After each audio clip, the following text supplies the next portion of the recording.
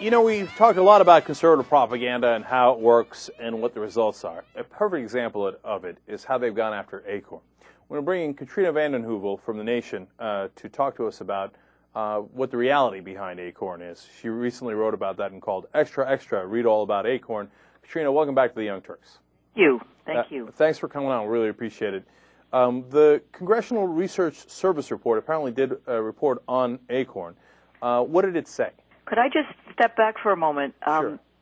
You know, I don't know if your listeners know, Acorn is it has been, I don't know how the siege has affected it, but was the nation's largest and most effective organization of low and middle income families. And there was a reality to this name. I mean, it was helping poor people, low-income people fight against foreclosures for fairness. It was on the side of people who've really been hit by this economic crisis by predatory financial institutions.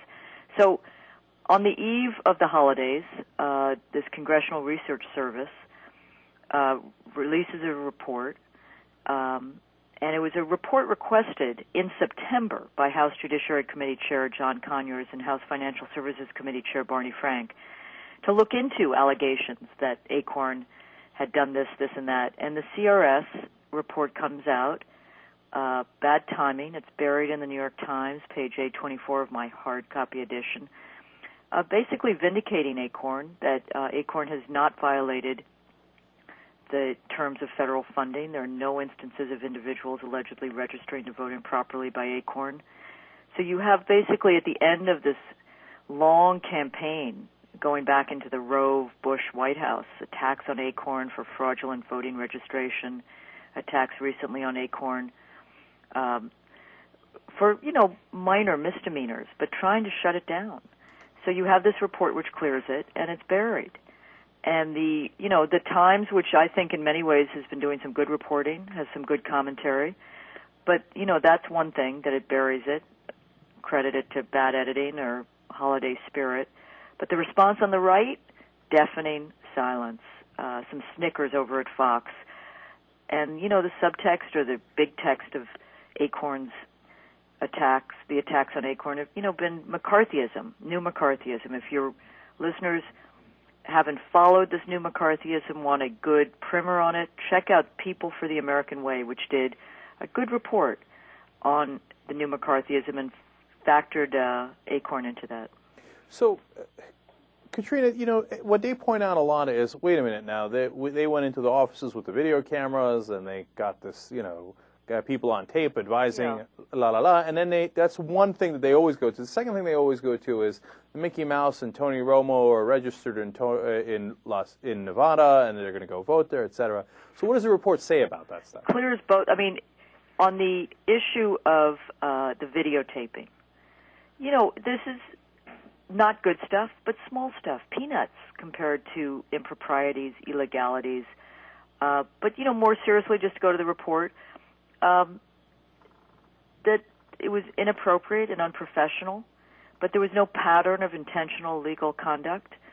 And, in fact, the videographers, according to this Congressional Research Service report, may be having their own problems, legal problems, because taping face-to-face conversations without consent appears to violate California and Maryland state laws.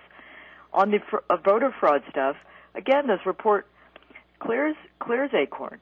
I mean, I think some of what happened with Acorn is I don't know if any of you have done voter registration, but it's complicated, and you need to get everything dotted, T's and I's, and there are always little lapses. But to go after these little lapses and ignore the forest for the trees is basically because Acorn has been very successful in mobilizing and registering people of color, poor people in this country.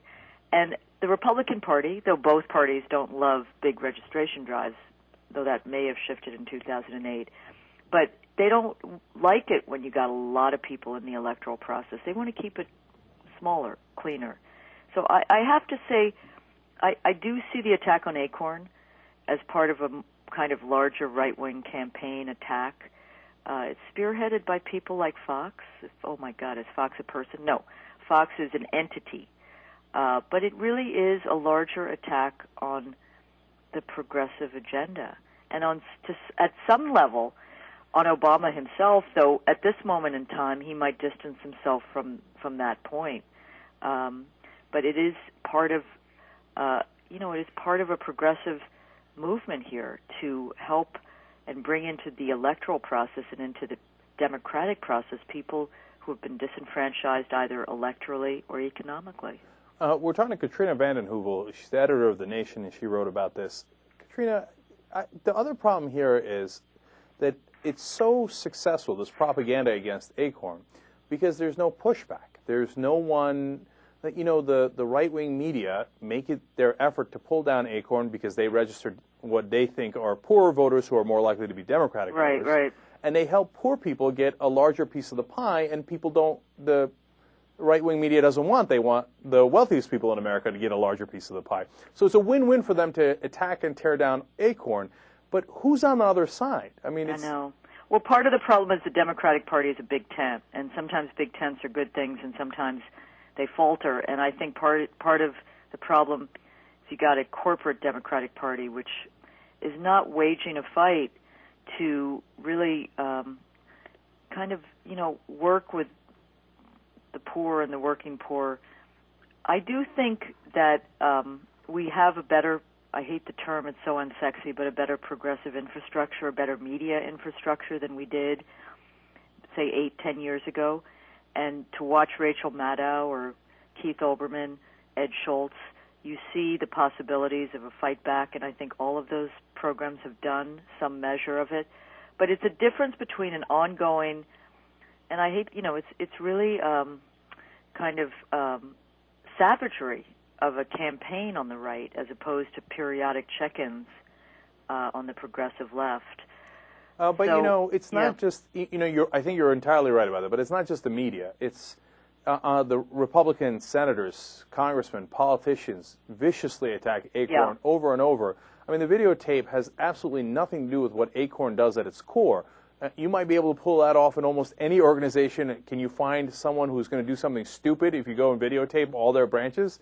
Can you find it at a bank? Can you find it at Republican? I know. You could find it anywhere. It doesn't have anything to do with their core mission.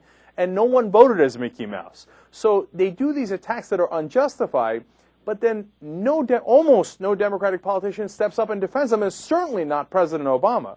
If he's not willing to expend political capital to back up these guys, they're never going to win that fight, are they? No, and it's not just, it can't just be the big man, one-man theory of history. It's also a Congress, which is in disarray. And there were good people in Congress, and I don't want to name names because that was the hallmark of the McCarthy era, but there were some good people in Congress, in the Senate, who voted essentially for what was, quote, a bill of attainder, which I write about in my blog, which is frightening because it's an act of the legislature declaring a person or group of persons guilty without benefit of a trial. I mean, it's a legal term that the Founding Fathers created because of the tyranny of the king. So it's a very chilling thing that we don't see enough moxie, gumption, stand-up to counter what is so clearly a kind of savage takedown campaign on the right. And that was to take away funding from Acorn. Now that was, But the other thing that, what I wrote about, and Bertha Lewis, who is a very good person, good woman, who has really been fighting these attacks. She's the executive director, but the CEO, chief organizer. But she's fighting back. She's fighting back with the Center for Constitutional Rights. It's the private foundations, which are also so scared and skittish because of these right-wing attacks. So you have a whole apparatus which moves forward with these baseless attacks. And then you have an apparatus which kind of retreats quickly. We need a different calibration in our politics. How we get there is beyond me this evening of January 12th, but it is part of giving spine to an independent movement that will give spine to a progressive democratic movement. We do need people who understand the power of movements. And we don't have that in Washington today. I think it's distanced because of the money, the lobby, the structural obstacles. There are very few. I mean, there's some who understand, but not enough to take on a right that has no character, no values, no real principles, but understands that in discipline you create a movement, or you create and take and channel a populism and a passion in a right-wing way that is, deeply scary as we move forward. And if the right-wing media attacks all the time and the private foundations, the Democratic politicians, et cetera, all back down every time, well, then it gives them incentive for further and further attacks, losing more and more ground for progressives. Yeah, so if you don't change that equation, you're going to keep on losing. All right, but let me just end with a glimmer of hope, and not false optimism, but a hope that is rooted in the belief that there is still good work worth working for in this country. We do need a movement media that is honest, that has integrity, that calls it like it is, but is also part of a value system. But we also have a country which demographically is shifting in key ways. It may not be 2010, but in 2030 or 2050, it's a country that is more tolerant, more liberal, as long as there is some commitment. And here's where Acorn has been so valuable, helping working people, poor people, grapple with the structural inequities of our financial system. And we need at the top to link to the Acorn work and understanding that the countervailing forces and the wind at your back come from supporting those who are the working people of this country, of all colors and stripes, and the banks are never going to give it to you. And it's not class warfare, it's common sense. And I think that ability, along with the tolerance for a more diverse society, which is embedded in the DNA of this country, is going to lead us to a better place. Well, I hope so. We're trying to get there. Let's see how it turns out. Yeah. Katrina Vanden Heuvel is the editor of The Nation, and you could read her pieces on thenation.com, of course. Thank you so much for joining us. Watch the live show at theyoungturks.com.